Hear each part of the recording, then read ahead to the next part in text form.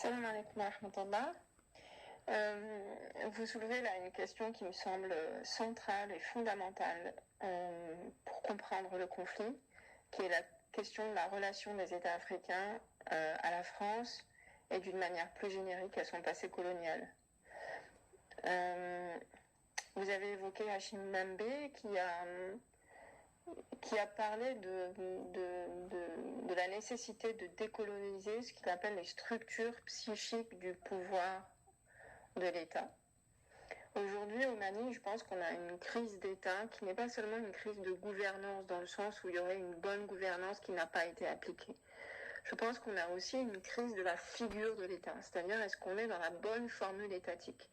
Et pour reprendre les termes d'un ministre malien avec qui j'ai pu discuter il y a quelques mois, il me disait tout l'enjeu finalement du processus de paix doit consister à réconcilier des différentes modalités de pouvoir et différentes représentations du pouvoir au Mali.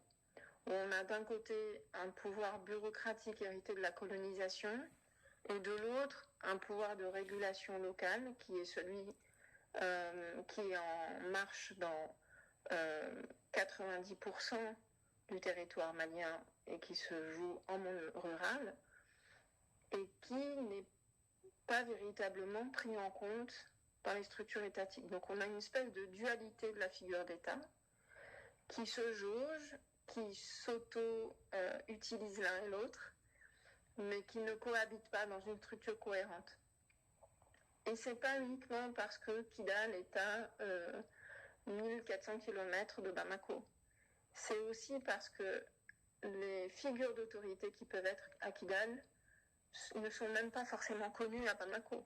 Et pour vous donner un exemple, un Kradi récemment est décédé à Kidal, un Kradi Kunta, qui s'appelle Cheikh Hamdi Ould Mohamed Lamine Ould Baye, qui est bien connu. Il est issu de la famille des Al-Sher, de la branche des Al-Sidramel. C'est le descendant de Cheikh Baye. Il est décédé dans l'absolu, finalement, dans l'absolu, personne, en fait, n'était vraiment au courant de sa mort. Dans l'absolu, méconnaissance par l'État, alors qu'on venait de perdre un des piliers de la régulation et de la gestion des conflits d'un point de vue local. Et ça, je pense que c'est un exemple très intéressant pour comprendre la disparité dans la façon de faire la régulation et étatique et locale. Il n'y a pas de combinaison. Maintenant, pour revenir à la question de la relation de l'État malien avec la France, Jean-François Bayard parlait de ce qu'il appelle la dépendance comme modalité d'action.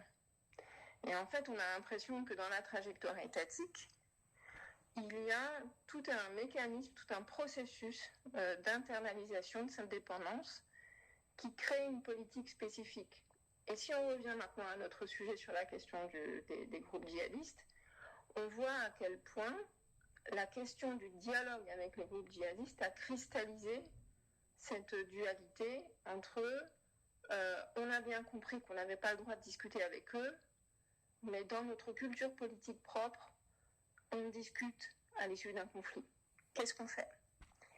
Et voilà, donc ça revient un peu à cette question que vous soulevez, que je trouve vraiment absolument centrale. En fait, il n'est pas seulement question de dire dialoguer ou pas dialoguer, lutter contre le terrorisme ou pas, c'est s'accorder sur les termes mêmes de ce qu'on fait. C'est-à-dire, est-ce que les contradictions normatives, finalement, qui sont au-delà du conflit, n'empiètent pas sur la résolution du conflit ?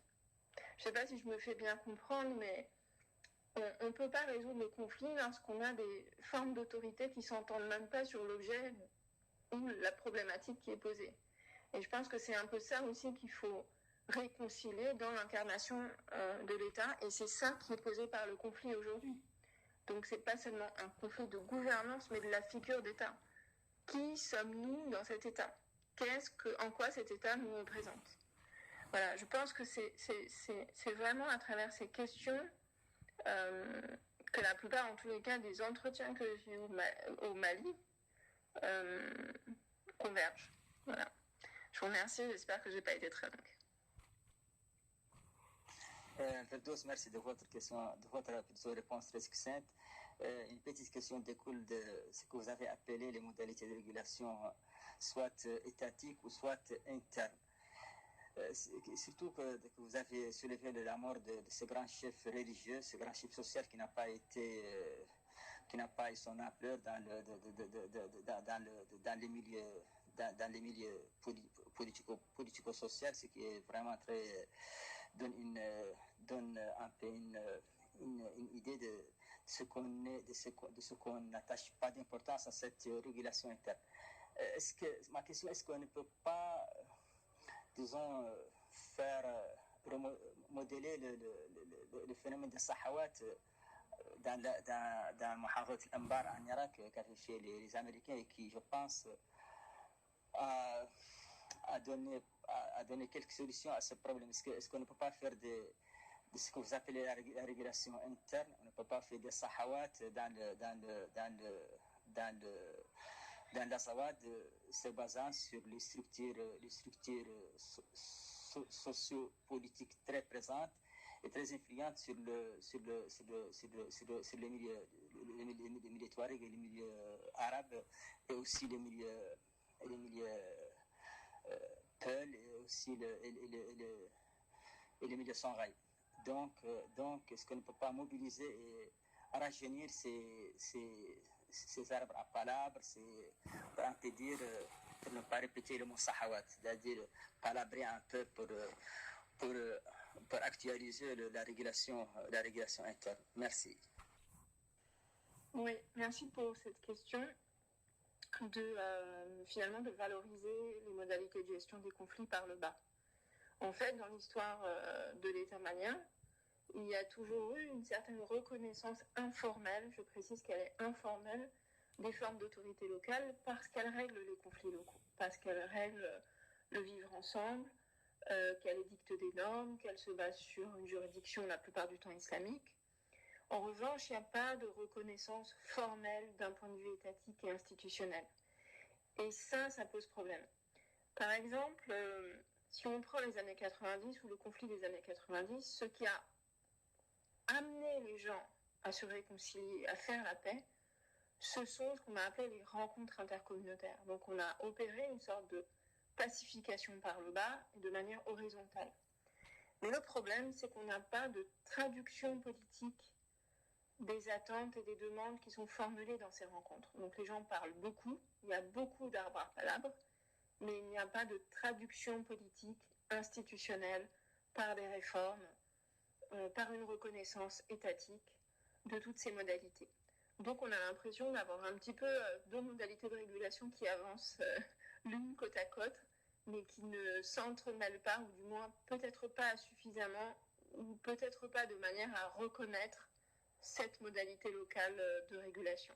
Je ne sais pas si c'est clair, mais je pense que c'est un des problèmes finalement que contient la figure de l'État malien. Et c'est la raison pour laquelle, lors des négociations de l'Alger, un des points importants qui a été avancé par les groupes armés, qui a été une demande très forte, pas seulement les groupes, mais les populations d'une manière générale, et je pense que ce n'est pas spécifique aux régions du Nord, c'était la revalorisation des chefs traditionnels. Alors, qu'est-ce que veut dire une chefferie traditionnelle, qui est aussi une structure héritée, il faut bien le dire, une construction héritée de la colonisation, mais ceci étant, on a quand même des formes d'autorité traditionnelle, dont certaines sont véritablement légitimes, et qui réclament en fait d'être reconnues par l'État.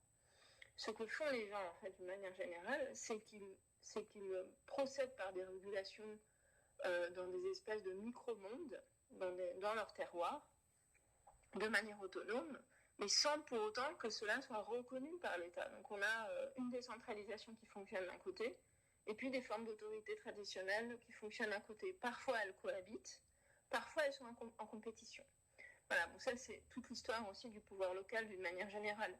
Mais jusqu'à quel point la figure de l'État peut ou pas, doit ou pas incarner ces formes aussi d'autorité locale pour être en équilibre et pour incarner davantage les populations qu'il représente.